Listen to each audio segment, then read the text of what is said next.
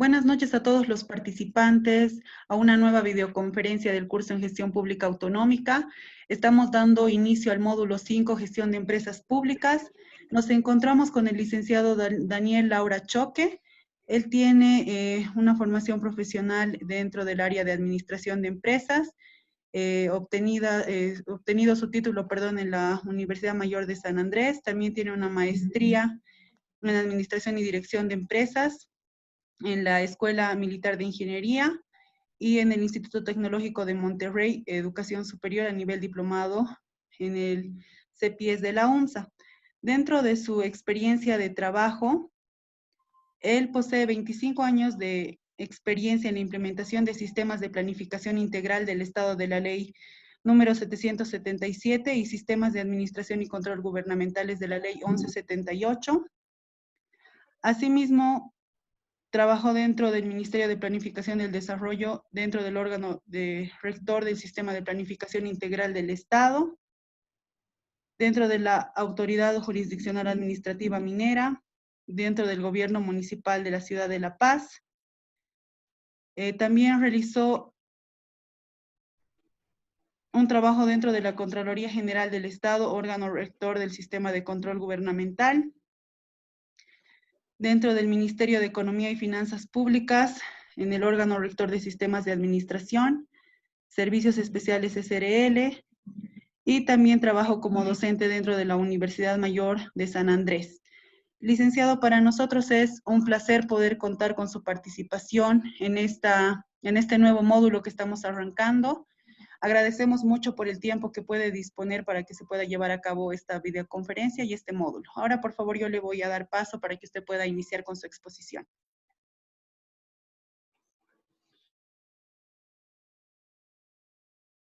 Bueno, muchas gracias por la presentación, Mayra. Inicialmente, buenas noches a todos los participantes. En definitiva, es un privilegio para mí poder compartir este escenario diríamos, de compartir conocimientos respecto de una temática que es bien importante, como es el tema de gestión de empresas públicas. El privilegio es para mí, ¿no?, compartir con otros, digamos, con otros profesionales sobre esta temática, ¿no?, porque de alguna manera permite ponernos de acuerdo, compartir conocimientos, fortalecer nuestras competencias en este tema de gestión de empresas públicas. Ya, lo que voy a hacer ahora, lo que vamos a hacer ahora es mostrar algo así como una introducción a la temática de gestión de empresas públicas. Ya, esta sería esta es obviamente nuestra primera sesión. Al finalizar la sesión voy a mostrar, voy a presentar, quiero decir, la guía que va a orientar el desarrollo de nuestra temática en el curso de esta semana. ¿Ya? Entonces, creo que de alguna manera me da una autoridad técnica el hecho de haber compartido el trabajo en el Ministerio de Economía y Finanzas Públicas, que es el órgano rector de los sistemas de administración, el Ministerio de Planificación del Desarrollo, que es el órgano rector del Sistema de Planificación Integral del Estado, y la Contraloría General del Estado, que es el órgano rector del Sistema de Control Gubernamental. Entonces, creo que de alguna manera hay una autoridad moral y técnica, principalmente, que sustenta el desarrollo de temáticas de esta naturaleza. Reitero, para iniciar esta sesión, pues el privilegio es para mí ya compartir con todos ustedes.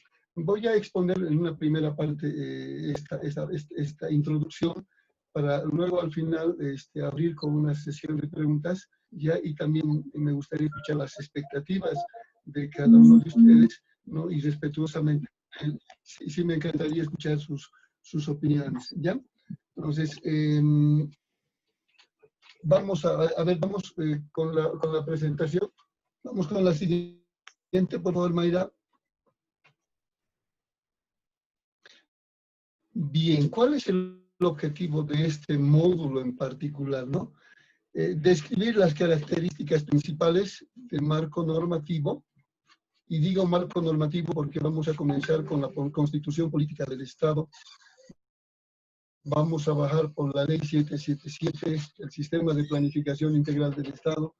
Vamos a pasar por la Ley 1178 de los Sistemas de Administración y Control Gubernamental, la Ley Marco de Autonomías, etcétera, etcétera. O sea, hay un bagaje normativo abundante respecto de esta temática y lo que vamos a ir es gradualmente compartiendo todos estos temas, ¿no?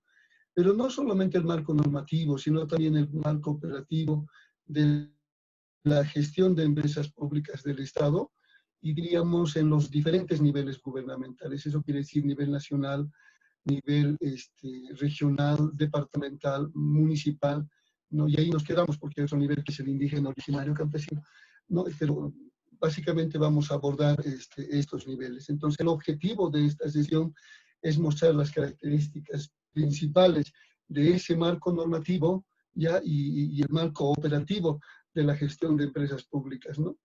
Respecto de lo que significan sus orientaciones de planificación, de administración propiamente dicha, desde lo que es programación, presupuesto, control gubernamental, etcétera, etcétera, ¿no? Y lo que decimos en los diferentes niveles gubernamentales. Mayra, por favor. Vamos con la siguiente, Mayra. El contenido definido para este efecto, ¿no? Comienza con el punto número 1, que es introducción, que es lo que precisamente vamos a ver ahora. Luego vamos a entrar ya en específico con lo que significa la creación de empresas estatales y autónomas, ¿no? Luego el punto número 3, la fusión de empresas con el nivel central del Estado. Tampoco tenemos mucha abundante experiencia respecto a esta temática, pero sí tenemos algunas y las vamos a compartir. El tema de las alianzas estratégicas que se puede generar en este ámbito. Y finalmente la inclusión de algunas competencias que no fueron previstas en la Constitución Política del Estado, ¿no? Entonces, este es el contenido básico que responde de manera exclusiva al cumplimiento del objetivo que había señalado en un principio. Mayra, por favor.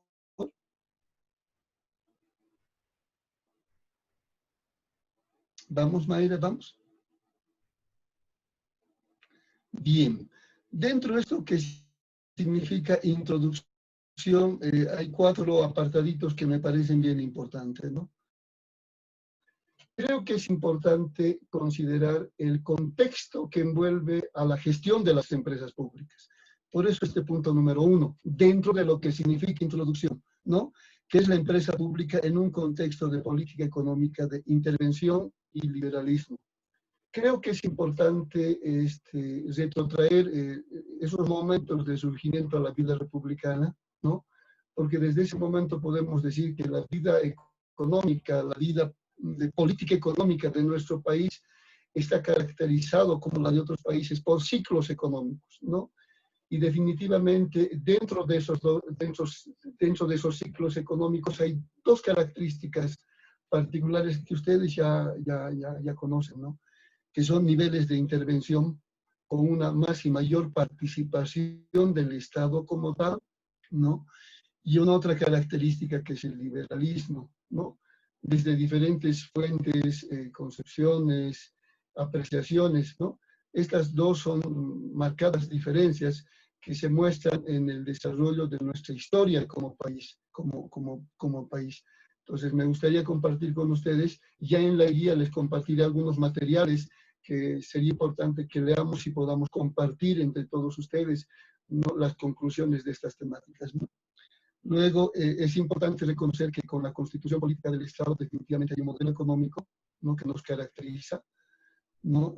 Número 3, el marco legal, ¿no? Que hace a esto que significa gestión de empresas públicas. Y finalmente me gustaría compartir un detalle de un dato de empresas públicas existentes al 2020 a nivel central, a nivel departamental, a nivel municipal, ¿no? Más adelante mostraremos también presupuestos, mostraremos ejecuciones presupuestarias y así sucesivamente.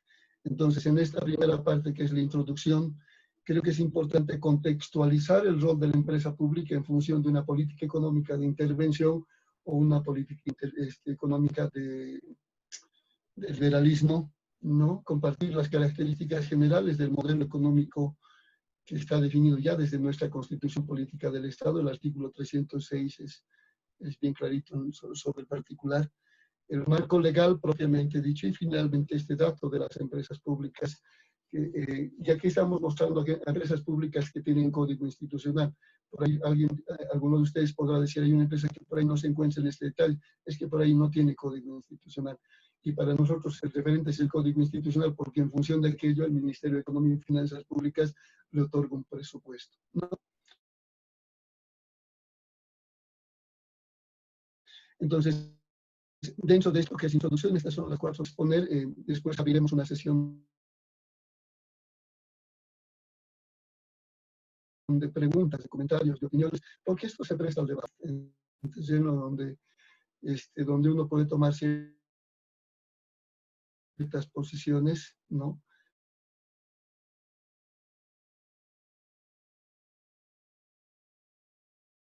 Ideológicas,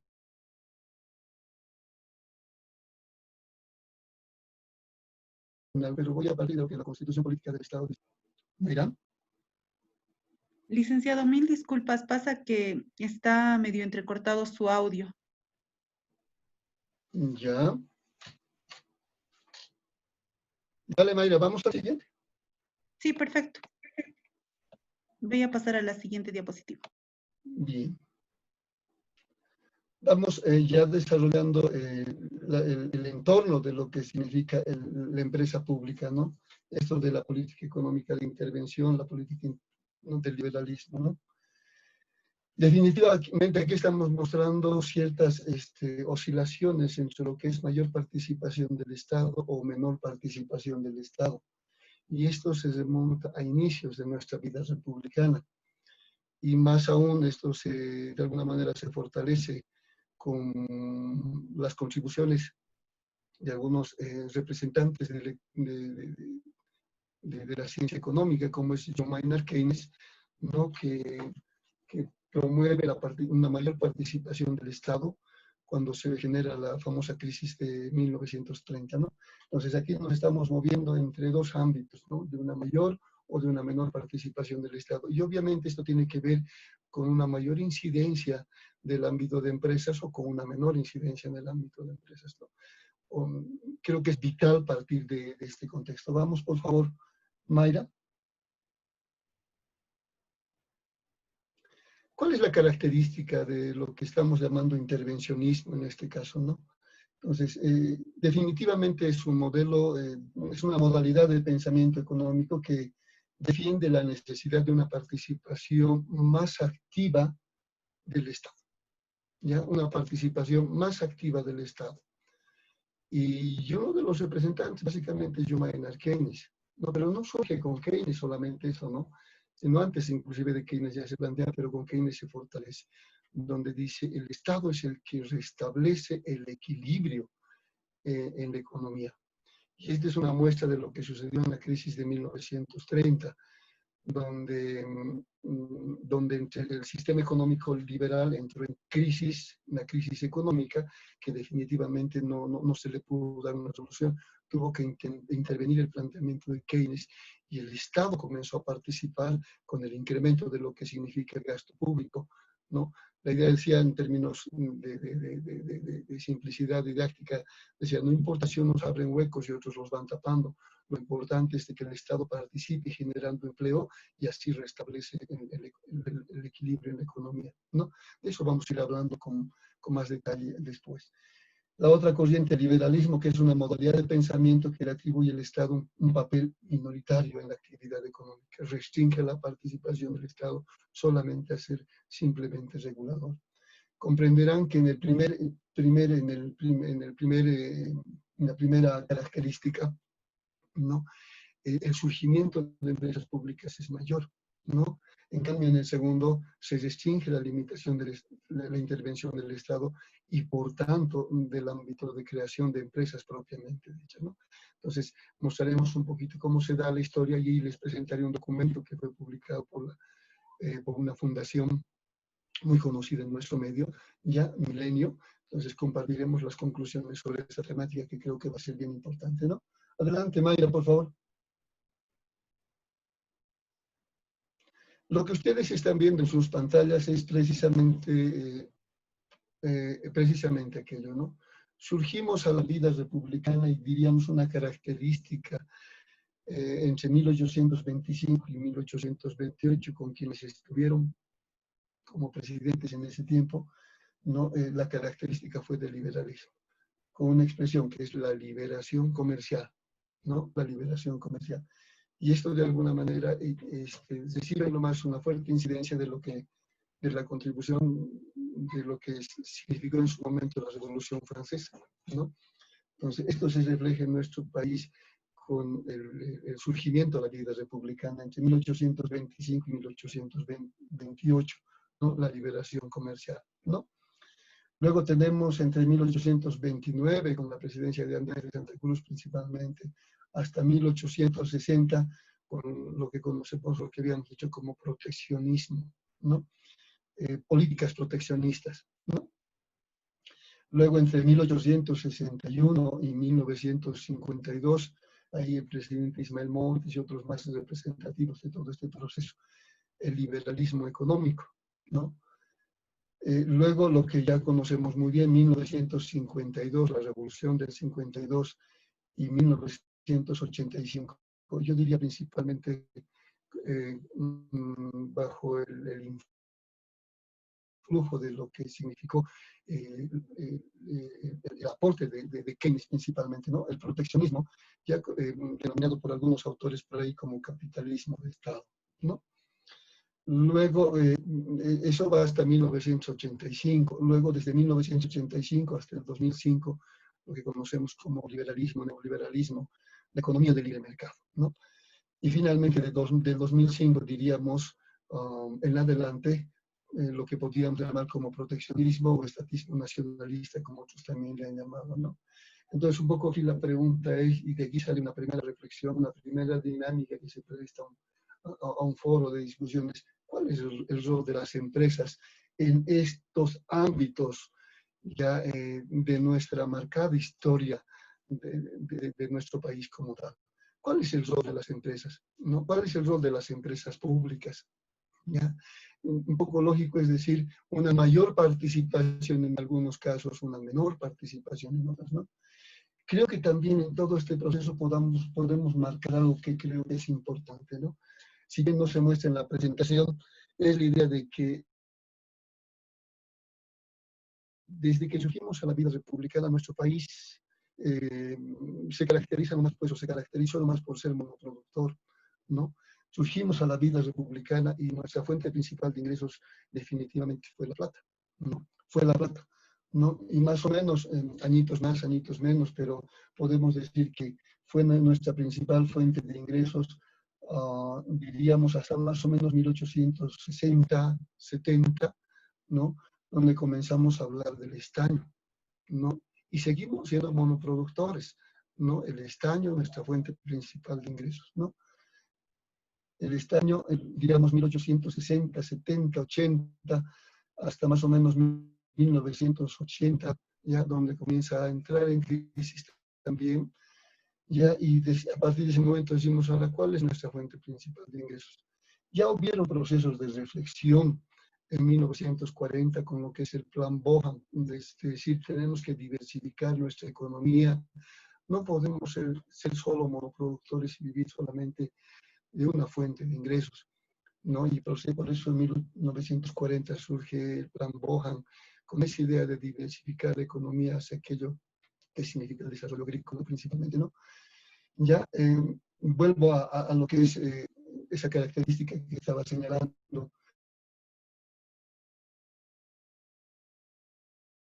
¿no? Del estaño como nuestra fuente principal de ingresos. Luego comenzamos a hablar del litio, muchos de ustedes recordarán, 1980 más o menos, pero eso se quedó en eso solamente, un planteamiento, 1990, 2000, el gas se constituye en nuestra fuente principal de ingresos. Entonces aquí una otra pregunta y a un debate, ¿no? Es el tema de nuestro carácter de generador de fuente principal de ingresos, ¿no? La minería, nuestra fuente principal de ingresos, y una sola fuente principal de ingresos, ¿no? Entonces, la reflexión en todos estos procesos es cuando comenzamos con el proceso de industrialización, cuando comenzamos con ese proceso de diversificar la economía, ¿no? Entonces, creo que es importante mostrar estos aspectos en este desarrollo histórico. Pero lo que nos interesa principalmente es ¿Cuál es el rol de las empresas públicas en todo este proceso? ¿No? Dale, Mayra.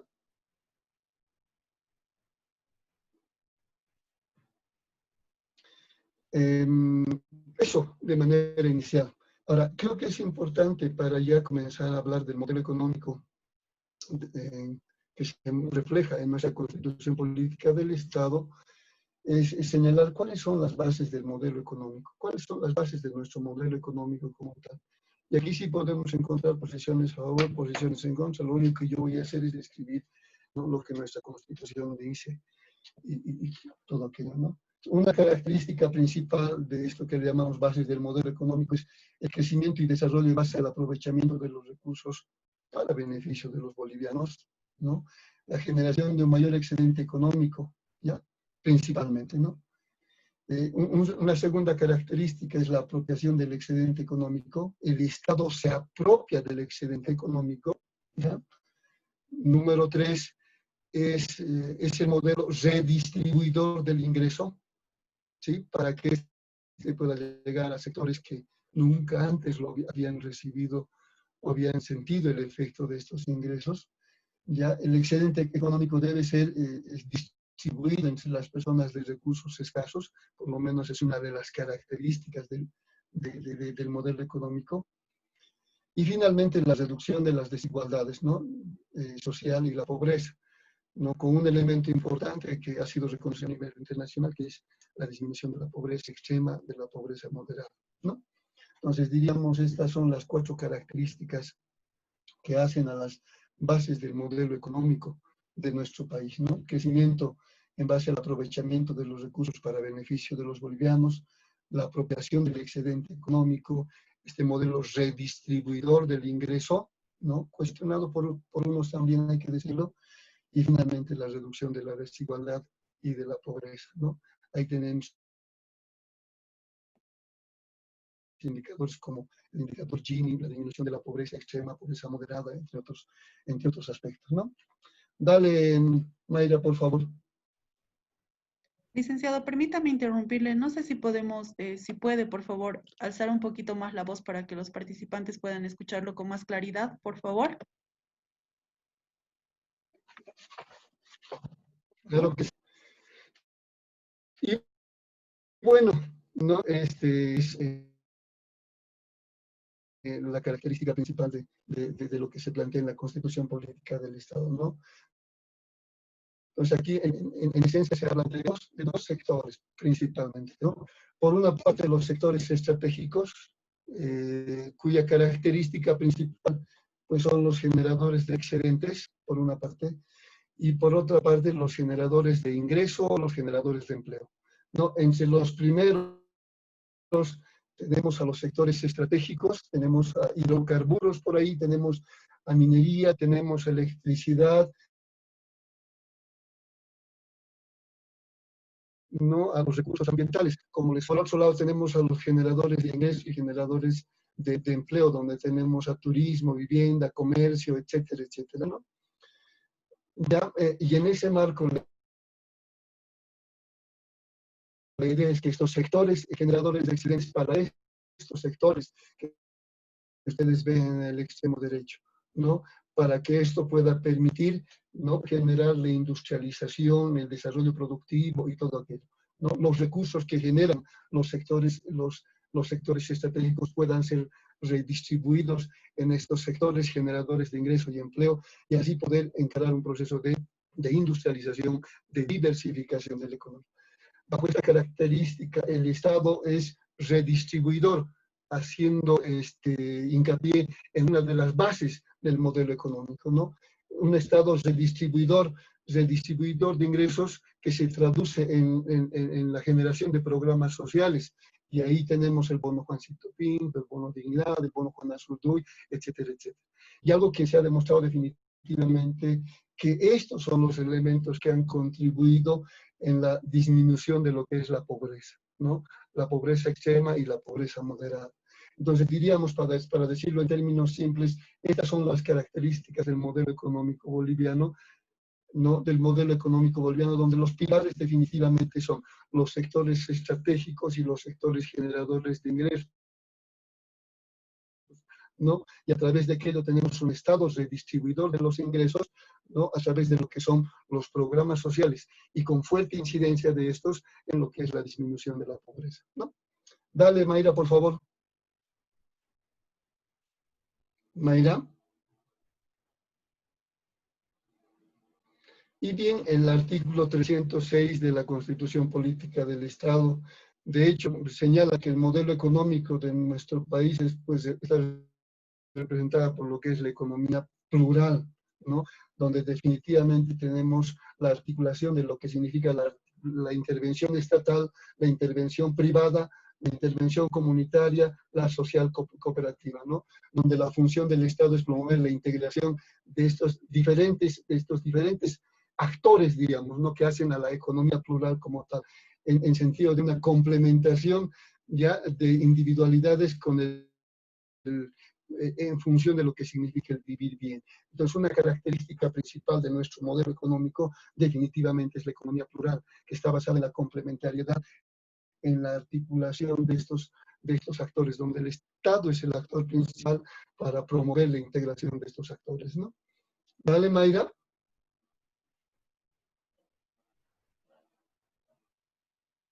Bien. Entonces, ya entramos en lo que es el marco legal de las empresas públicas, ¿no? Y ahí tenemos que partir señalando la Constitución Política del Estado, ¿ya? La Ley 1178 de Administración y Control Gubernamentales, la Ley 777 del Sistema de Planificación Integral del Estado, la Ley Marco de Autonomías, la Ley de Empresas Públicas, la Ley 482 de Municipalidades, la Ley 516 de Promoción de Inversiones, el decreto 3469, para lo que significa uno de los componentes precisamente que vamos a ver, ¿no? Alianzas estratégicas, ¿no? El decreto, vamos a ir complementando por favor estas presentaciones con otras temáticas más, ¿ya? Vamos a ir con la Constitución Política del Estado, si me permites, Mayra, por favor.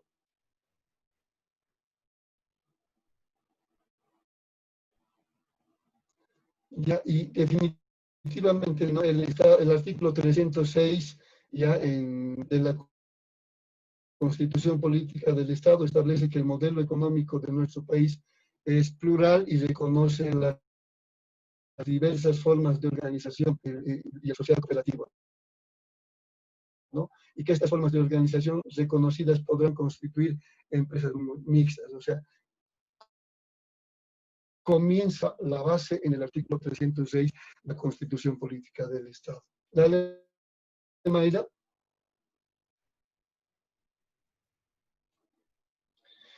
Ya, y veremos, por ejemplo, que para el caso del nivel central, luego veremos para el municipal, luego veremos para otros niveles.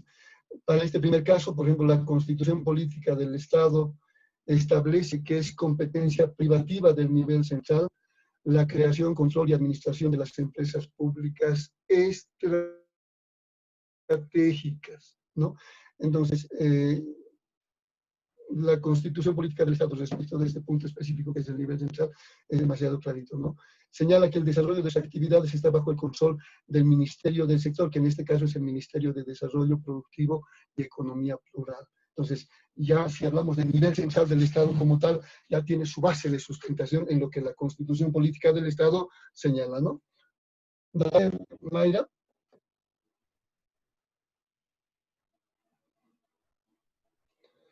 Respecto de lo que son las empresas municipales, el artículo 302, el numeral 1, dice, se señala que son competencias exclusivas de los gobiernos municipales autónomos en su jurisdicción, las empresas públicas municipales y participar en empresas de industrialización, distribución y comercialización de hidrocarburos en el territorio, ¿no?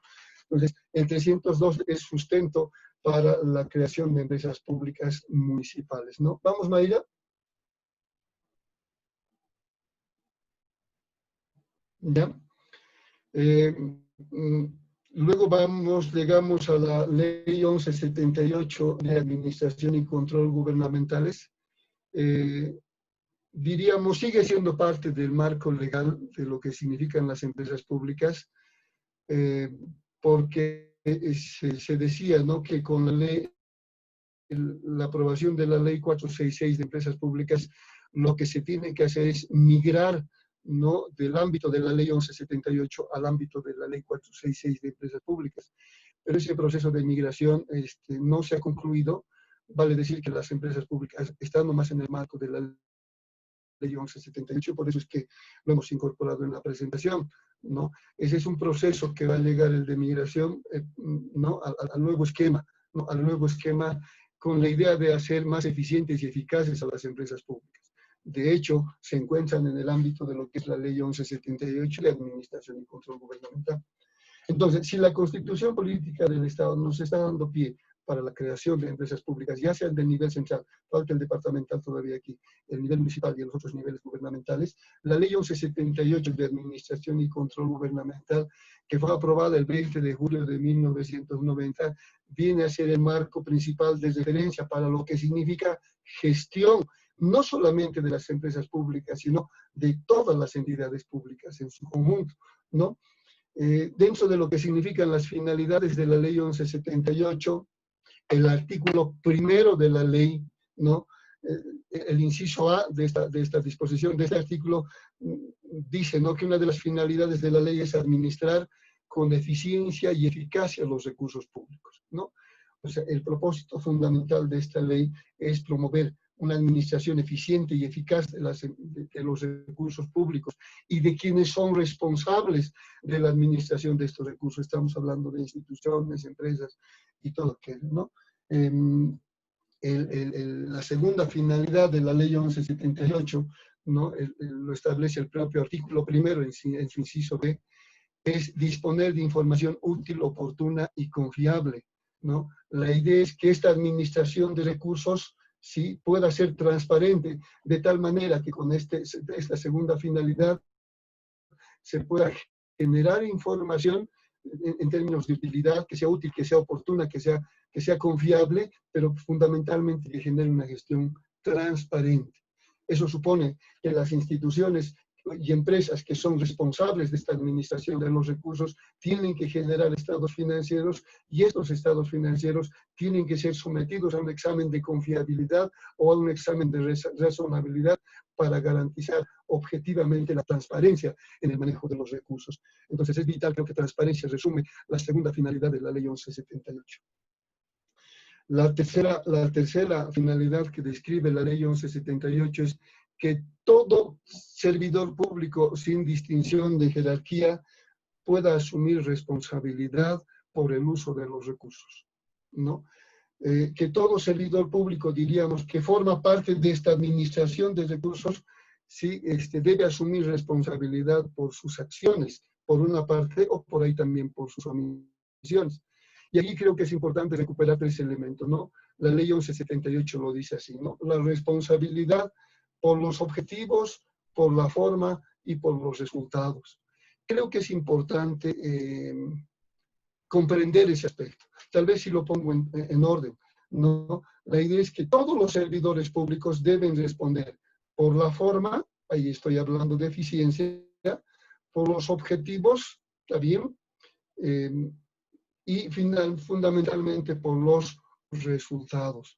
Por eso se dice que la ley 1178, para todo lo que significa manejo de recursos públicos, instituciones, empresas, etcétera, etcétera, es un modelo de administración por objetivos, pero fundamentalmente por resultados. Pues diríamos que uno tiene que responder por la forma, por los objetivos, pero fundamentalmente por los resultados. Y aquí creo que es importante comprender este inciso, ¿no? No resultados en la perspectiva de cuánto de lo que me he trazado como objetivo he cumplido, no en esa lógica. Resultados en la perspectiva de, con el objetivo que he alcanzado, ¿qué resultados estoy generando? Cuando digo resultados me estoy refiriendo a qué efectos y qué impactos he generado.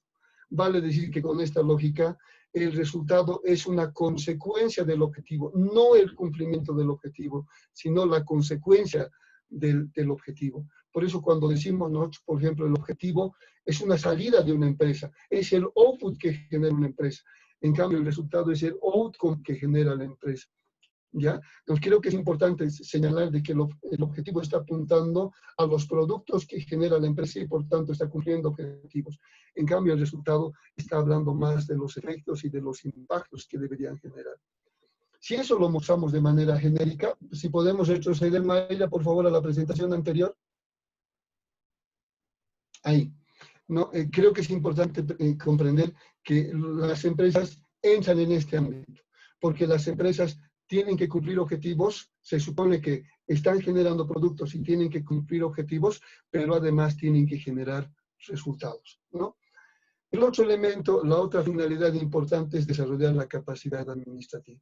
Entonces diríamos, estas son las características vigentes para todas las instituciones públicas y también para las empresas públicas. Entonces una empresa cumple objetivos, pero además debería generar resultados, ¿no? ¿Vamos, Mayra? Bien. Aquí lo que nos está haciendo es mostrar los sistemas de administración y control que se tienen que aplicar en todas las entidades públicas, ¿ya? Y estamos hablando aquí de dos ámbitos, ¿no? Creo que es importante comprender esto. Un primer ámbito que diríamos es más de macrogestión, y ahí tenemos en la parte superior, si me acompañan por favor, tenemos al sistema de planificación integral del Estado, ¿ya? Y luego un ámbito de microgestión, ahí tenemos a los sistemas, a los 8 sistemas de administración y control gubernamentales, ¿no? Entonces, diríamos que este es el marco orientador de la gestión de las empresas públicas. Y por eso decimos, ¿no? El artículo 2 de la Ley 1178 dice, para programar y organizar todas las entidades y las empresas tienen al sistema de programación de operaciones, tienen al sistema de organización administrativa y tienen al sistema de presupuesto. ¿Ya? En la segunda parte, para la ejecución de las operaciones, tienen al sistema de administración de personal, al sistema de administración de bienes y servicios, al sistema de tesorería y crédito público y al sistema de contabilidad integral. Y finalmente, para controlar, al sistema de control gubernamental. Creo que es importante rescatar este tema, ¿no? En la perspectiva de la aprobación de la Ley 777 del Sistema de Planificación Integral del Estado, recupera el rol del control gubernamental para un poco que no solamente se aboque a la microgestión, sino también pueda llegar a la macrogestión. Eso quiere decir que en el ámbito de la macrogestión tenemos al SPIA y tenemos al control gubernamental. En el ámbito de la microgestión tenemos a todos estos sistemas, desde programación de operaciones hasta contabilidad integral. Entonces creo que es importante recuperar esos dos ámbitos. Y esos dos ámbitos son básicos para la gestión de las empresas públicas.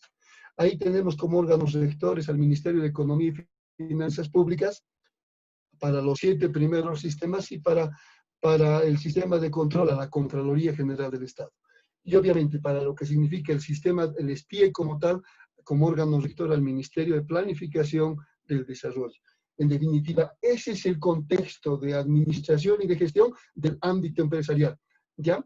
Diríamos, y cuando se migra al nuevo proceso, que es el que marca la Ley 466 de Empresas Públicas, estaremos hablando de otras referencias. Pero eso diríamos cuando se migre, ¿no? Vamos, Mayra, por favor. Vamos al siguiente, Mayra. El ámbito de aplicación de la Ley 1178 está dada por los artículos 3º, 4º y 5º de esta disposición legal. El artículo 3º, que es lo que ustedes ven en el primer gráfico y en el segundo, se refiere a que esta ley se aplica en todas las entidades públicas. ¿Está bien? Y eso incluye empresas. Mientras no se migre, eso incluye empresas, ¿no? En todas las entidades públicas. El artículo 4 dice, perdón, para retroceder un poco, ¿no? Se aplica en todas las entidades públicas, básicamente que hacen al órgano ejecutivo, ¿ya? El artículo 4 hace referencia a los otros poderes, llamados así en su momento, a los otros órganos, legislativo, judicial, electoral, pero en ese caso su aplicación es a nivel de unidades administrativas. Y finalmente el artículo 5 hace referencia, sin ser entidad pública, pues a cualquier organización, ¿no? A cualquier persona que reciba recursos del Estado, que se beneficie de subsidios, subvenciones o exenciones, o preste servicios no sujetos a la libre competencia. En este caso tendrán que decir qué hacen con los recursos que hacen, ¿no? Diríamos que el 3º y el 4º va en el sentido de que tienen que aplicar sí o sí los sistemas de administración y control. En cambio, el quinto va no precisamente a la aplicación de los sistemas, pero sí a que tienen que rendir cuentas de los recursos que han recibido. ¿Qué hacen con los recursos que han recibido? Entonces diríamos que el ámbito de las empresas públicas en el marco de la Ley 1178 está dado nomás por el artículo 3º de la Ley 1178. Vamos al siguiente, por favor. Mira. Bien, y luego lo de la Ley 1178 fue 1990, y lo de la ley es antes de la Constitución Política del Estado, ¿no? Se habló mucho de que deberíamos aprobar una nueva ley de gestión pública, pero los intentos fueron innumerables, pero en definitiva tenemos una ley que sigue vigente. Y ahí tengo que ser clarito, ¿no? Es que plantea un modelo de administración, ¿no? Y un modelo de administración que no solamente se aplica en nuestro país, pues con otro número se aplica en diferentes países. Tiene sustento en la base teórica administrativa, ¿no? Entonces, lo que hay que hacer, pues definitivamente es adecuarlo a la Constitución Política del Estado, pero el modelo de administración está presente ahí, ¿no? Y el 2016, para seguir un poco este recorrido histórico, todavía general, porque después vamos a ir analizando estos artículos ya cuando veamos creación de empresas, fusión de empresas, etcétera, etcétera. Diríamos, el 2016 se aprueba la Ley 777 del Sistema de Planificación Integral del Estado, ¿ya?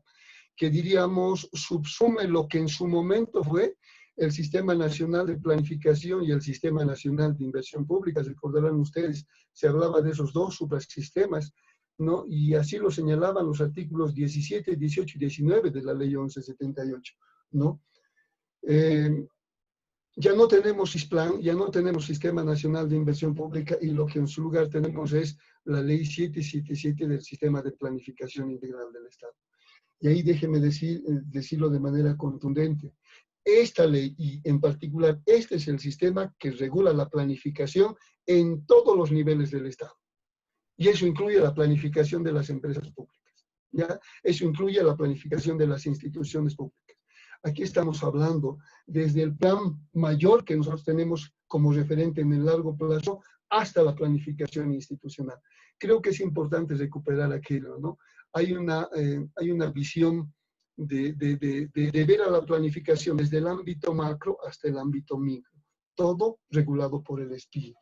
Entonces, esto está en función de lo que el artículo 316 de la Constitución Política del Estado señala, porque de manera textual en la segunda fila dice: una ley establecerá un sistema de planificación integral del Estado.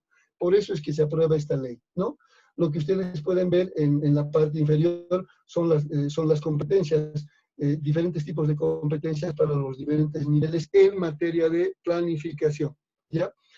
Puedo recuperar el primero, es competencia privativa de nivel central, la planificación nacional, ¿ya? Vamos al siguiente, Mayra, por favor.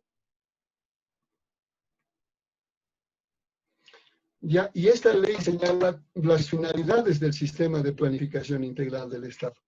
Y en este orden diríamos, cada finalidad da lugar a un sistema, o si quieren, un subsistema del sistema de planificación integral del Estado, ¿no?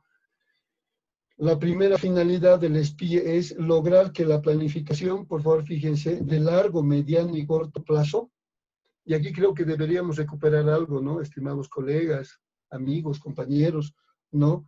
De que el SPIE está incorporando dentro de lo que es la planificación el horizonte de largo plazo, ¿ya? El horizonte de largo plazo. Por eso dice lograr que la planificación de largo, mediano y corto plazo tenga un enfoque integrado y armónico. Eso quiere decir que el corto plazo tiene que responder al mediano y el mediano tiene que responder al largo.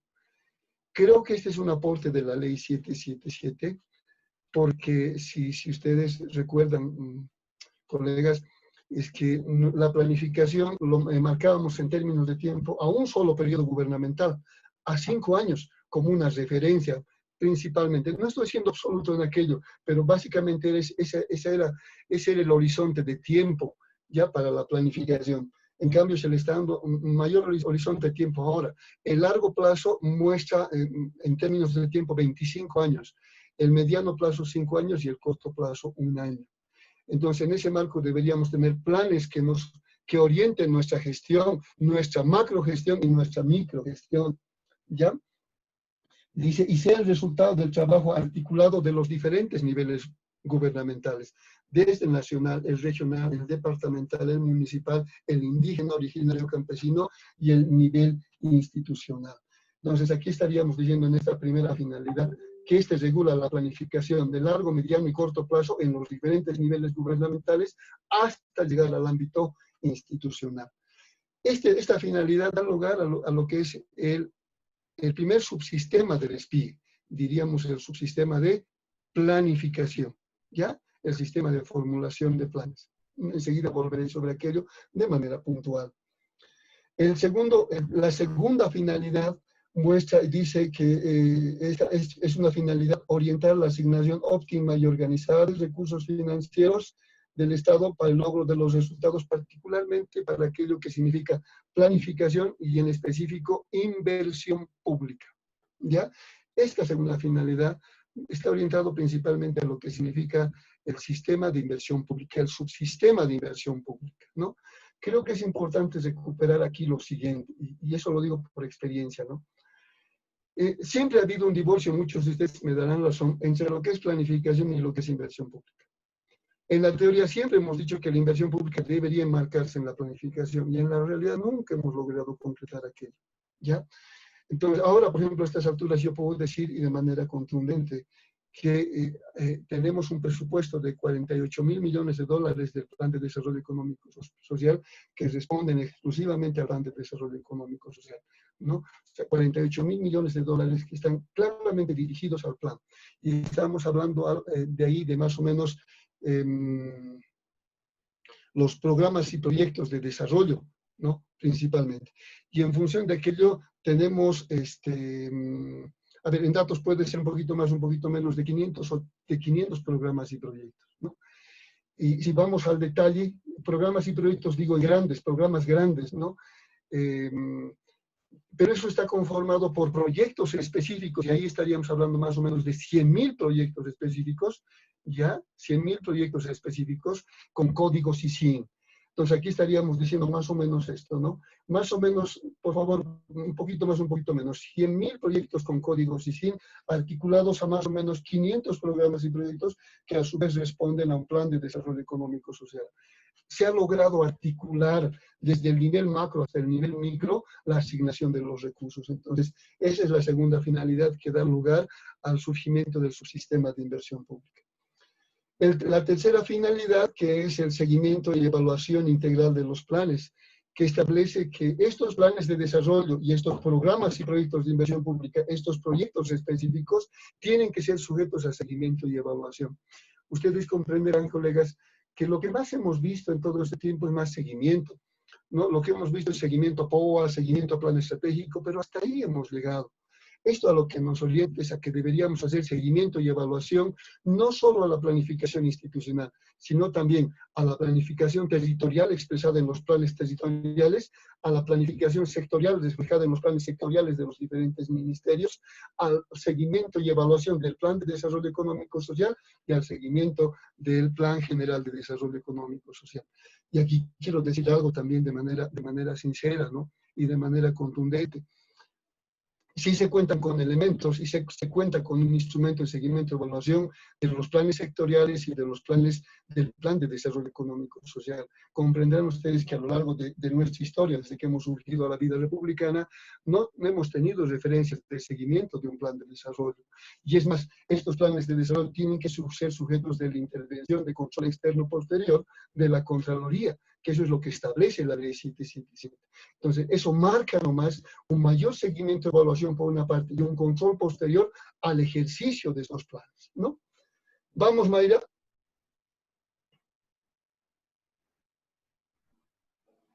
Y ahí lo que estamos viendo como parte de lo que es la primera finalidad del SPIE son los diferentes tipos de planes, ¿no? Y ahí, con un poco de esfuerzo visual, diríamos que tenemos la planificación nacional y sectorial, ¿no? Esto es lo que tenemos, ¿no? Puede prestarse a diferentes apreciaciones, pero lo que estoy mostrando es lo que establecen nuestras disposiciones legales, ¿no? A nivel de lo que es nacional y de largo plazo, tenemos lo que es la agenda del bicentenario, ya, que fue planteada en la perspectiva del bicentenario, precisamente, el 2025, que es nuestro referente de largo plazo, precisamente por el bicentenario. Luego, lo que se tiene es el Plan de Desarrollo Económico Social, ya, que es al 2020, que está cerrando su ciclo. Y en ese marco, permítanme decir, por favor, el primero es de largo plazo, a partir del segundo es de mediano plazo, el Plan de Desarrollo al 2020, el Plan Sectorial al 2020. Y lo que tenemos en el nivel territorial son los planes territoriales de desarrollo integral, ¿no? Los planes de gestión territorial comunitario, ¿no? Y las estrategias de desarrollo integral, ¿no? Eso en el ámbito territorial. Lo que tenemos en el ámbito institucional son el plan estratégico institucional como referente de mediano plazo y el plan operativo anual. Pero nuestro tema son las empresas, y en las empresas en el mediano plazo tenemos el plan estratégico empresarial y el plan estratégico corporativo, así lo establece la ley 777 del SPIE. Y en el corto plazo tenemos los planes anuales de ejecución que vendrían a ser los POAS. Esto en su explicación, ¿qué querría decir? Si vamos de abajo para arriba, tendríamos que decir que los planes anuales de ejecución en el ámbito empresarial tienen que responder al plan estratégico empresarial o en su lugar al plan estratégico corporativo. Dependiendo de en qué nivel se encuentre este tiene que responder, si está bajo la cabeza, bajo un ministerio, cabeza del director, quiero decir, responderá a ese plan sectorial de desarrollo integral, y ese tiene que responder al plan de desarrollo económico social, y ese tiene que responder a la agenda del bicentenario. Entonces, lo que aquí estamos mostrando es el cumplimiento en términos de una formalidad, si ustedes quieren todavía, de lo que dice la ley 777, que hay que articular los planes en los diferentes niveles. Entonces, los planes empresariales tienen un marco de referencia, que es el plan sectorial, que es el plan territorial, dependiendo de cuál es el ámbito en el cual se encuentre. Vamos al siguiente, por favor, Mayra. Ya, pasamos de la ley 777 y nos vamos a la ley marco de autonomías, ¿no? Que está en función de lo que establece el 271 de la Constitución Política del Estado, para todo lo que significa el régimen de autonomías, ¿no? Previsto principalmente desde lo que significa la organización territorial del Estado como tal, con los diferentes niveles gubernamentales, ¿no? Vamos, Mayra. Ya, luego llegamos a la ley 466 de empresas públicas, que establece un nuevo régimen de administración, particularmente para las empresas públicas del nivel central, ¿no? Por eso dice, su objetivo es establecer un régimen legal de empresas públicas diferenciado, ¿no? La ley de empresa pública ahí adentro, el Código de Comercio y otras normas complementarias, ¿no? Con el objeto de desarrollar un sistema de organización. Este es el objeto principal, ¿no? Más eficiente, más eficaz, más transparente, dado de que la ley 1178, por lo que se justificó, ¿no? De alguna manera nos ha ceñido más al cumplimiento normativo, ¿no? Cuando en definitiva lo que esta ley ahora está buscando es más responder a resultados. De hecho, la ley 1178 lo planteaba, pero yo creo que las normas básicas de alguna manera se han constituido nomás en camisas de fuerza, que de alguna manera han entrabado este proceso de que las empresas puedan ser más eficientes, más eficaces. A lo que nos hemos abocado es más a un modelo más burocrático de cumplimiento de la norma, más que un modelo por resultados, que es lo que se pretende con la ley de empresas públicas. Por eso yo diría esto que está subrayado es importante, ¿no? De desarrollar un sistema de organización mucho más eficiente, mucho más eficaz, mucho más transparente. Aquí entendiendo de que eficiente es aquello que permite que las empresas cumplan objetivos, pero eficaz es aquello que permita que las empresas puedan generar efectos y los impactos lo puedan generar en el marco de las políticas sectoriales a los cuales responden estas empresas públicas. Y esto, en definitiva, pueda contribuir al desarrollo económico del país. Yo diría, fundamentalmente, este es el propósito central para pensar de cambiar el ámbito legal de lo que significan las empresas públicas, ¿no? Vamos, Mayra, por favor. ¿No? Y ahí tenemos las características que hacen al régimen legal de las empresas públicas, ¿no? Ahí tenemos la ley de empresas públicas y sus normas reglamentarias, tenemos las resoluciones de COSEP, ¿no? Con la creación del COSEP propiamente dicho, ¿no? El Código de Comercio como un otro marco de intervención, las normas de regulación que hacen a los propios sectores ¿no? La normativa específica como el marco regulatorio para lo que significan las empresas públicas, ¿no? En términos de lo que significa la gestión propiamente dicha de ellos, ¿no? Por eso dice, se sujetarán a sistemas de administración y control, que lo que en su momento fue, o perdón, sigue siendo la ley 1178, mientras no se migre, ¿no? A su dinámica empresarial. La idea es adecuar los sistemas a la dinámica empresarial, que no solamente se articule al cumplimiento de la política, sino principalmente, dependiendo de cuál es el propósito de la empresa, se puedan medir los indicadores de rentabilidad, etcétera, etcétera, ¿no? No, y por eso dice, aplicando los regímenes de planificación empresarial pública, de administración de bienes y servicios, de presupuesto, de contabilidad, de tesorería, de control, etcétera, etcétera. La idea es generar un nuevo escenario administrativo, diferente al de la ley 1178, ¿no? Diríamos menos burocrática, más por resultados. La idea es migrar de un esquema más burocrático a un esquema más por resultados, ¿no? Vamos, Mayra, por favor. Ya, luego tenemos la ley 482 de gobiernos autónomos municipales, ¿no? Y de manera clarita el artículo primero de esta disposición nos señala el objeto de esta disposición legal, ¿no? Y al respecto dice regular la estructura organizativa, pero no solo aquello, sino principalmente el funcionamiento de los gobiernos autónomos municipales, ¿no? Entonces la idea es regular principalmente la organización y el funcionamiento de los gobiernos autónomos municipales. ¿No? El artículo 2 nos muestra el ámbito de aplicación para esta disposición legal, ¿no? Vamos, Mayra, por favor. Luego tenemos la ley número 516. Reitero, aquí estoy señalando solo características generales. Más adelante veremos ya las características específicas, por favor, ¿ya? Este está referido básicamente a lo que son la promoción de inversiones, ¿ya? Y esto es vital para el ámbito empresarial, ¿no? Esto es vital para el ámbito empresarial, ¿no? Y ahí tendremos que enmarcarnos en lo que significa también el subsistema de inversión pública que tiene que favorecer la inyección de recursos para el ámbito empresarial, ¿no? Por eso dice el objeto de esta disposición es establecer el marco jurídico e institucional para la promoción de las inversiones en el Estado, ¿no? A fin de contribuir al crecimiento y desarrollo económico, social del país, ¿no? Con la idea de conseguir esa finalidad última que es el vivir bien, ¿no? Vamos al siguiente, Mayra. Y ya más o menos concluyendo esta visión más o menos general, ¿no? De las disposiciones legales, el Decreto Supremo 3469 de enero del 2018, que se refiere básicamente a lo que son los contratos de alianzas estratégicas de inversión conjunta en lo que es el ámbito empresarial, ya sea público, ya sea privado. Entonces, en su momento entraremos con más especificidad en esta disposición, ¿no? Vamos, Mayra, por favor. El Decreto Supremo 590 de agosto de 2010, que da lugar a la creación del TEDEN para lo que es algunas empresas específicas, ¿no? También lo veremos, pero de manera muy puntual. Vamos, Mayra, por favor. Ahí creo que es importante algo, ¿no? Está señalado ahí, es la generación de un valor agregado, la generación de un valor público. Todas las instituciones, todas las empresas públicas tenemos el deber y la obligación de generar valor público.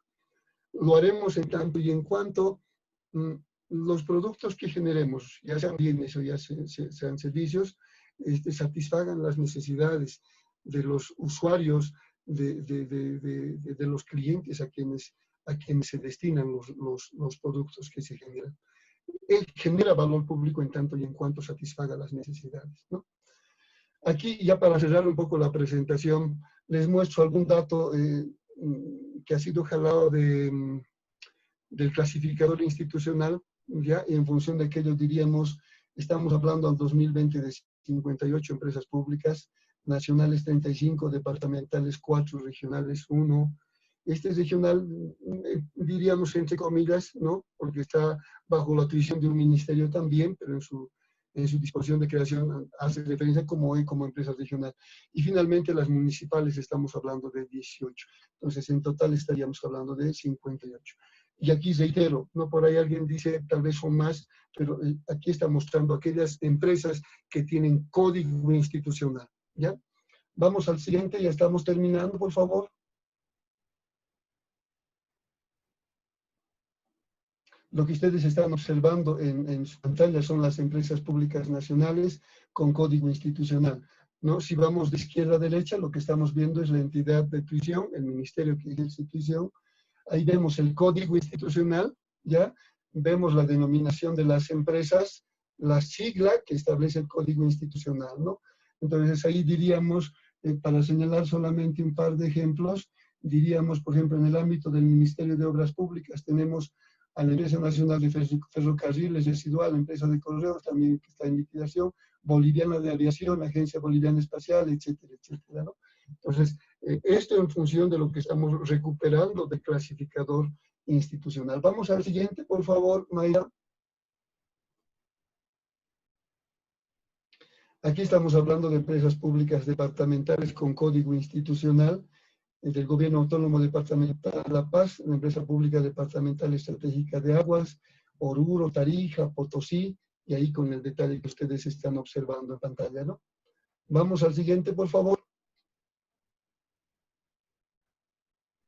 Y aquí estamos mostrando las empresas municipales, ¿no? Y la entidad que ejerce tuición, que en este caso es el Gobierno Autónomo Municipal, ¿no? Vamos al siguiente, por favor.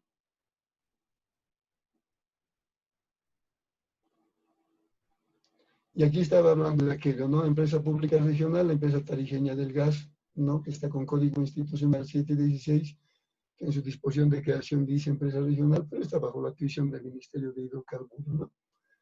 Vamos al siguiente, por favor. Bien. Entonces, así de esta manera diríamos, creo que de manera muy rápida, y creo que no sé si muy rápida, ustedes disculparán, hemos hecho una explicación bien general, todavía modo de introducción, ya de lo primero que decíamos, ¿no? Hay que ver el contexto de las empresas, ¿no? Y el contexto de la empresa es el marco de política económica en el cual éste se mueve, ¿no? Una política económica de liberalismo o una política económica de intervención, ¿no? De intervención. Hemos comenzado por aquello y aquí hay una pregunta que va a ser lo que va a dar lugar a una participación, tal vez no ahora, sino de manera posterior en esta semana. ¿Cuál es el rol que juegan las empresas públicas en un contexto de política económica, ya sea intervencionista, ya sea liberal, ¿no? Entonces creo que es importante esta pregunta, ¿no? De esta manera yo estaría un poco cerrando mi participación. El punto conector para la siguiente sesión sería el trabajar en grupos de trabajo sobre esta pregunta, ¿no? Mayra, aquí cerraríamos un poco mi participación en esta parte introductoria. Ahora sí creo que podemos abrir micrófonos para compartir inquietudes, comentarios, preguntas sobre estas temáticas.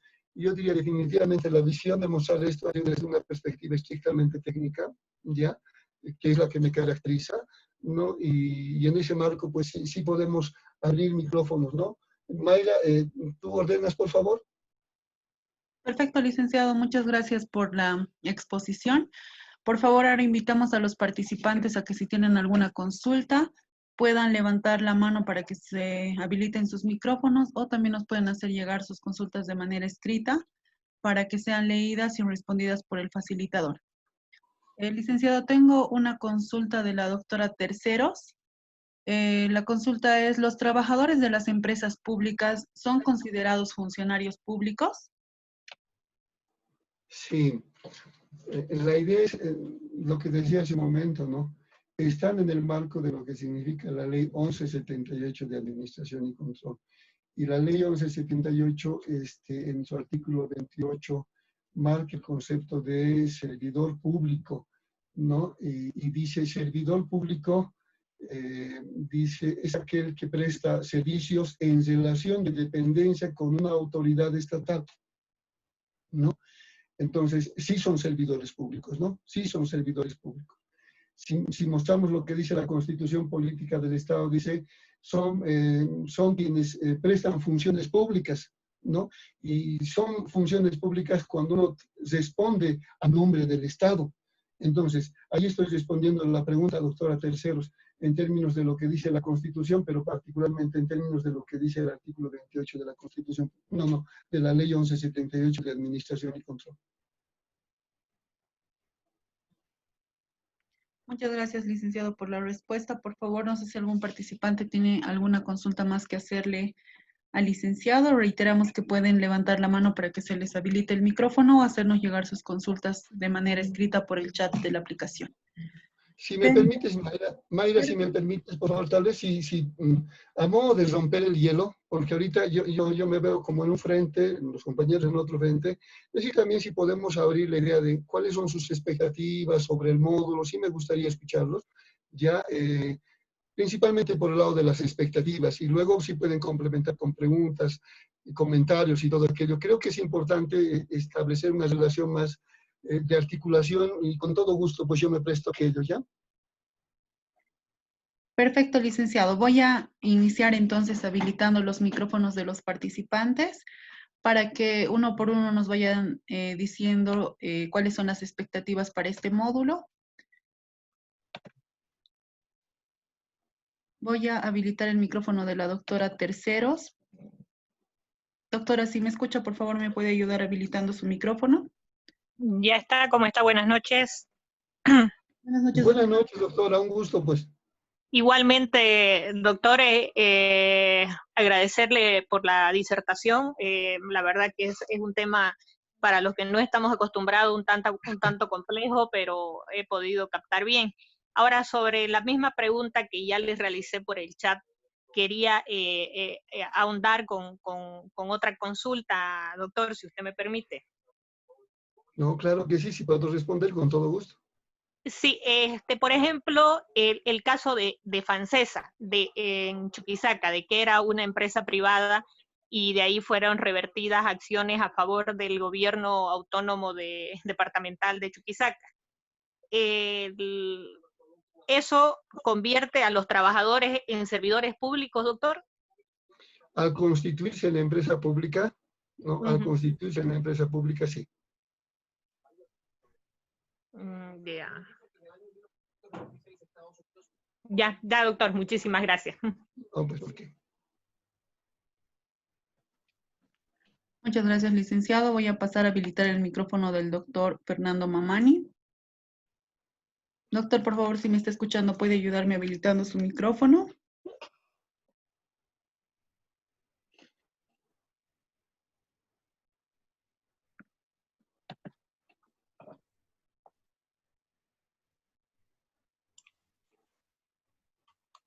Buenas noches. Buenas noches, doctor. Licenciado, buenas noches. Un gusto, buenas noches. Una consulta, licenciado. Al igual que la compañera, las empresas públicas de servicio de agua, que son las EPSAs a nivel departamental y de repente también municipal en algunas regiones del país, ¿cómo son considerados servidores públicos? Y a partir de ya de una ley que saque el municipio, a partir de repente del Ministerio de Agua, ¿cómo se consideran los trámites para este tema? A ver si me puede precisar la pregunta, por favor. Me refiero a las empresas, a las EPSAs, empresas de agua, que tenemos de repente en algunos departamentos y también en algunos municipios. Los trabajadores públicos que trabajan en esa empresa, que son también municipales, en este caso, ¿cómo se consideran los trabajadores? ¿Son servidores públicos o son privados? Claro, lo que estoy diciendo es eso. No, de hecho no son privados, ¿no? Por eso, un poco el tema es este, ¿no? Mientras estén en el marco de la ley 1178, la ley marca un concepto, servidor público, ¿ya? La idea es que mediante la ley 466 pueda migrar a un nuevo régimen. Por ahí está surgiendo la pregunta, ¿no? A un nuevo régimen que esté en el marco de lo que es el Código de Comercio, ¿no? Entonces, en este momento, no conozco que alguien haya terminado su proceso de migración, ¿ya? Por ahí me equivoco, pero no conozco una empresa que haya migrado a un nuevo régimen. Mientras tanto, siguen en el marco de la ley 1178. Mientras sigan en el marco de la ley 1178, hay una relación de dependencia marcada con una autoridad estatal. Entonces, el concepto de servidor público previsto por el artículo 28 es vigente, ¿no? Sí, doctor. Le complemento, por favor, un dato más que quiero que me dé solución. A ver, el tema de, por ejemplo, conozco algunas experiencias de trabajadores que trabajan en EPSAS y siempre me han consultado a mí este tema. Hay funcionarios o servidores públicos de las EPSAS que le han dado, por ejemplo, en un tiempo determinado, un memorando de asignación, es decir, como un trabajador de planta. A otros le han dado un contrato solamente en línea, ¿no? Esa es mi pregunta, licenciado. Sí, me gustaría ver esos aspectos específicos, ¿no? Un poco mi respuesta va por el lado de que si hay un referente en términos de marco legal, que es la Ley 1178, la respuesta va por ese lado, ¿ya? De todas maneras, como esta es la primera, no es nuestra última sesión, me gustaría que tal vez por el chat, por el correo, me puedas enviar por escrito, decir si... porque ahorita estoy escuchando la pregunta de manera genérica, ¿no? Entonces, si me lo puedes precisar un poco más la pregunta, algún caso específico, tal vez en función de ese caso yo pueda entrar en un poco más de detalle. ¿Ya? Por favor. Gracias, licenciado. No, totalmente abierto, por favor. Ahorita la respuesta todavía es genérica y por ahí no está satisfaciendo plenamente lo que tú dices, pero me gustaría que me muestres lo que me está diciendo, si hay alguna resolución, alguna disposición específica y tal vez en función de aquello sí podamos entrar en mayor detalle. ¿Ya, por favor? Perfecto. No, pues el agradecido soy yo. Muchas gracias, licenciado. Voy a pasar, por favor, a habilitar el micrófono del doctor Grock.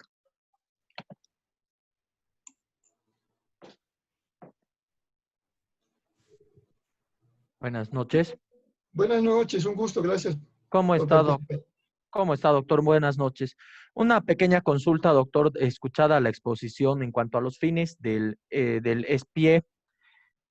Uno de los fines, usted señalaba la orientación, la orientación más óptima para los recursos o para la organización de los recursos financieros y no financieros en las entidades públicas.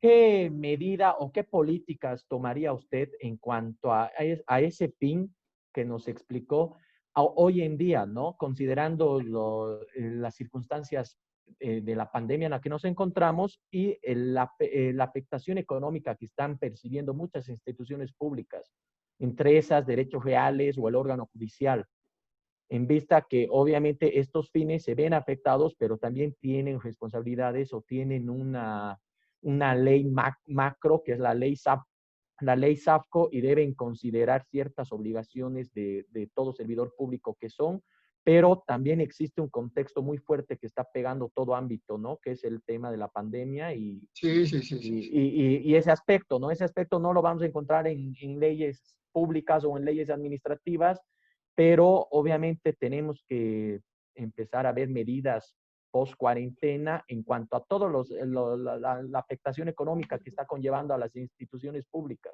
Esa sería mi consulta, más que todo genérica, pero abocándome al segundo fin que nos explicó, estimado doctor.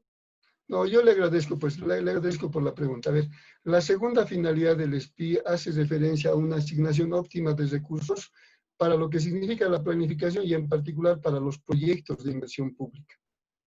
Particularmente para los proyectos de inversión pública, ¿ya? Por eso hay una reglamentación de preinversión que orienta todo el proceso, ¿ya? De preinversión como tal, ¿no?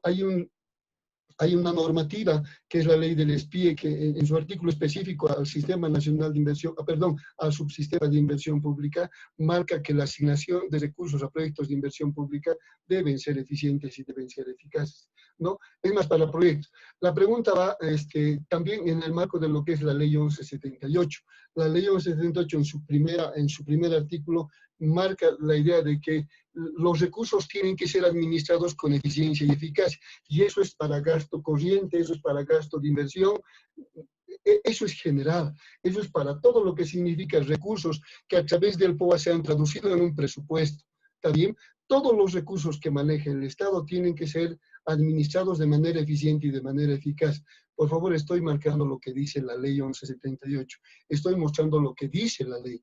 Y ahí la pregunta también va por ese lado, ¿no? Es decir, una cosa marca el horizonte normativo y otra cosa por ahí pueden marcar lo que en la práctica habitual sucede con el manejo de los recursos. Y tenemos nomás que reconocer que hay algunas brechas por ahí, ¿no? Respecto de lo último que decías, definitivamente estamos viviendo un momento bien particular, bien atípico, ¿no? De manejo de recursos en una situación de coyuntura especial, que es este tema de la emergencia sanitaria, ¿no? Aquí yo tengo una opinión bien particular, ¿no?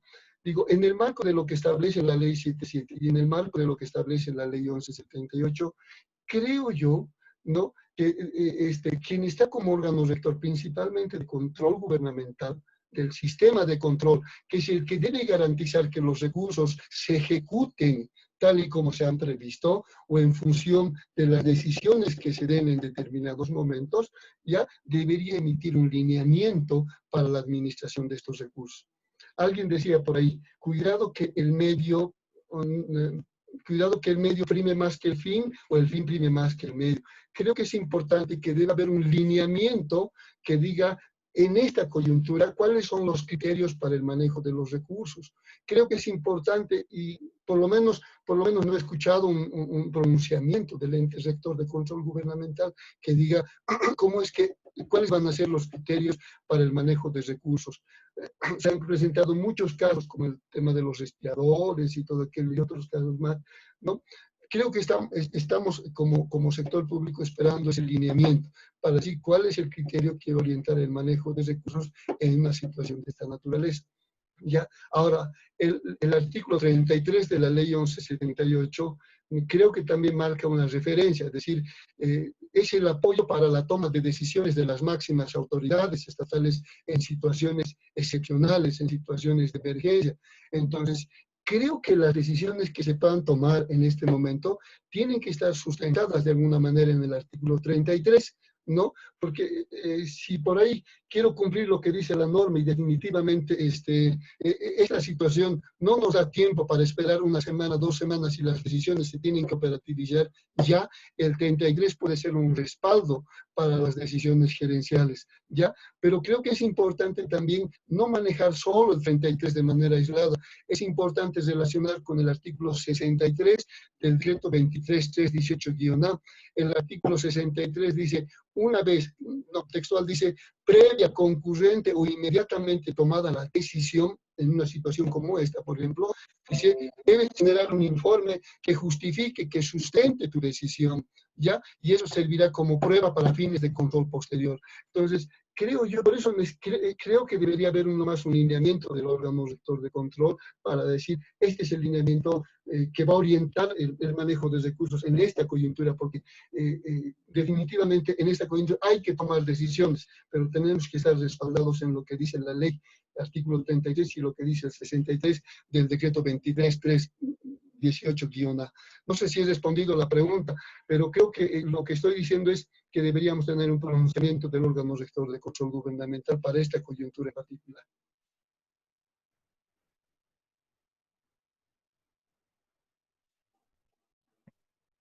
Muchas gracias, doctor. No, pues a usted por la pregunta. Muchas gracias, licenciado. Por favor, voy a pasar a habilitar el micrófono del doctor Aguilera.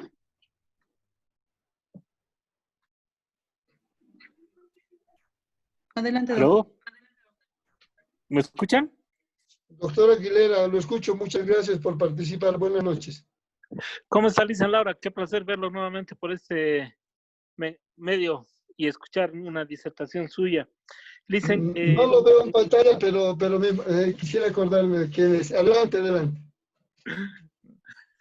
Bueno, le decía que en su percepción, en este momento en el cual no sabemos muy bien cuáles serían los lineamientos para adoptar una medida de prevención contra la pandemia, si un municipio ancestral impulsara la fabricación, qué sé yo, de un medicamento que no va a ser reconocido por el ámbito nacional, por el nivel central del Estado, en un futuro podría ser sujeto de responsabilidad, en el entendido que estamos escuchando, por ejemplo, que hay leyes ya que están sacando cada municipio para la creación y utilización de determinados medicamentos a fines de hacer frente a esta pandemia.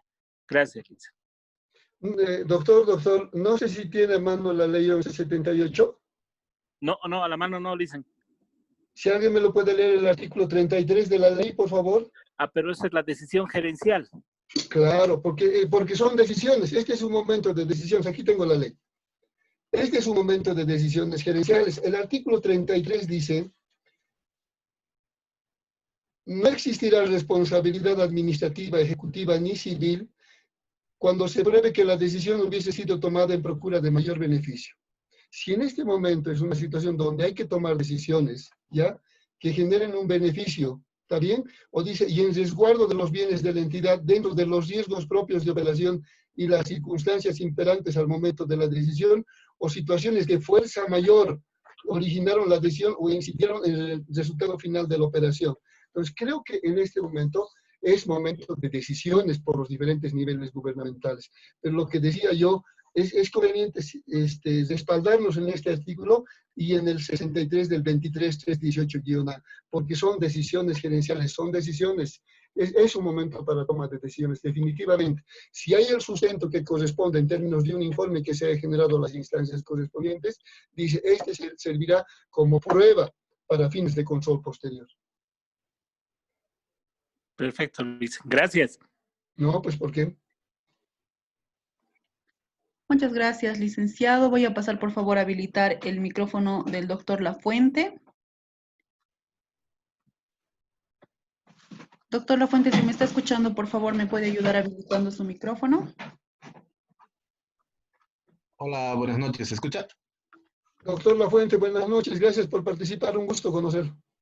Igualmente, muchas gracias por el espacio. No simplemente en el tema de las empresas públicas, bueno, que muchos, por ejemplo, están dentro de un municipio. En el caso, por ejemplo, acá en Sucre, de la empresa municipal de aseo urbano, digamos, ¿no?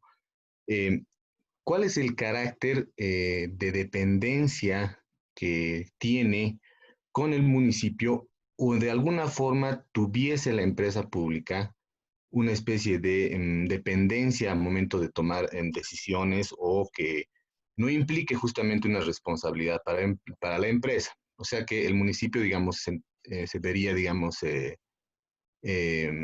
corresponsable con alguna determinación que pueda tomar la empresa. Más o menos por ahí va la pregunta. No sé si se me ha dejado entender. Tal vez si me lo precise un poquito más, por lo que dices en la pregunta, creo que puede verse de todo, ¿no? Puede verse inclusive niveles de corresponsabilidad, claro que sí. Pero si me precisas un poquito más la pregunta, por favor. Justamente a eso me refería. Si es que en todo, o sea, tendría que haber necesaria, o siempre tendría que haber una corresponsabilidad, claro, en caso de que haya algunas irregularidades, digamos, ¿no es cierto? Y que en este caso, digamos, ¿no?, la empresa de aseo urbano se vería, digamos, comprometida en un hecho irregular. ¿Necesariamente el municipio también sería corresponsable con eso? A ver, creo que hay que ver la situación en particular, ¿no? Tal vez mi respuesta no sería muy absoluta en este caso, porque así como, por ejemplo, en una entidad del nivel central, una entidad descentralizada está bajo la tuición de un ministerio, ¿no? Y una decisión de una descentralizada puede implicar una corresponsabilidad con el nivel del ministerio, sí. O sea, puede, pero depende, veamos el caso, por ahí no, ¿no? ¿Por qué digo esto? No, lo propio sucede en el ámbito municipal. El gobierno municipal está ejerciendo tuición en la empresa pública, ¿no? Está ejerciendo tuición respecto de la empresa pública. Ahora, por si acaso, ¿quiénes aprueban? Por decir algo, ¿no? ¿Quiénes aprueban? ¿Quién aprueba el plan sectorial del ministerio? ¿Quiénes aprueban los planes estratégicos institucionales de las entidades bajo tuición? El ministerio cabeza de sector. En el ámbito territorial, ¿quién aprueba el plan estratégico de la empresa en particular? En este caso es el gobierno municipal. ¿Por qué? Porque está bajo su tuición esa empresa. Entonces, en ese caso puede, pero hay que ver el caso. O sea, no estoy diciendo en todos los casos, creo que hay que ver el caso en particular. Pero de hecho, el ministerio es responsable y no se puede desdecir de las entidades que están bajo su tuición y los gobiernos municipales lo propio. Pero reitero, hay que ver el caso en particular, ¿no? Listo, muchas gracias. En realidad, eso también imaginé, ¿no? Que tendría que ser un caso concreto para poder verificar, para ver si es que cuál sería, digamos, la corresponsabilidad, la irregularidad también que hubiese ocurrido, digamos, ¿no? Pero Claro, porque a priori no me atrevería a decir si hay, ¿no? O sea, hay que ver el caso en específico, ¿no? Exacto. Así es. Muchas gracias. No, pues el agradecido soy yo y gracias. No. Muchas gracias, licenciado. Por favor, ahora voy a pasar a habilitar el micrófono del doctor Zambrana. Doctor, si me está escuchando, por favor, ¿me puede ayudar habilitando su micrófono? Adelante. Sí, le escucho, le escuchaba. Perdónenme, ¿me escucha? ¿Me escuchan? ¿Hola? Doctor Zambrana, lo escucho. Muchas gracias por participar. Un gusto, pues.